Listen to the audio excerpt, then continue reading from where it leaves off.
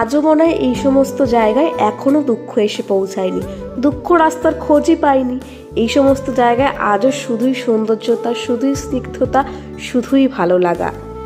মূলখাগড়া lake visit করতে গিয়ে যে এইরকম একটা সুন্দর ভ্যালি পাবো কখনো আশা করিনি। লেকের বাদিকের রাস্তাটা দিয়ে একটুখানি গেলেই এরকম একটা সুন্দর ভ্যালি পড়বে, যেখানে সকাল থেকে বিকেল অবধি একান্তে নিজের সাথে অনেকটা সময় কাটানো যাবে, অথবা প্রিয় মানুষের সাথে। হয়তো আজও পাহাড়ের আনাচে কানাচে লুকিয়ে আছে এরকম সুন্দর সুন্দর কতই অজানা ভ্যালি, যেগুলো হয়তো আজও সেভাবে খুব একটা পপুলারিটি পায়নি। তোমাদের বলছিলাম না, খুব একটা মানুষজন নেই, মানুষজন নেই ঠিকই, তবে কিছু গরু বাছুর এখানে রয়েছে যারা মানুষ দেখলেই একদম তেড়ে আসছে।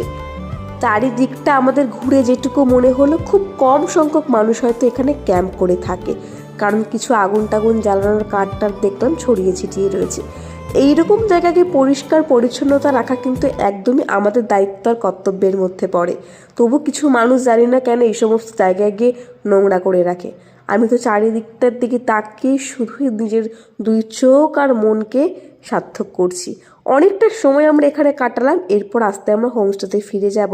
অনেকটা পথ আমাদের হেঁটে এখনও ফিরতে হবে।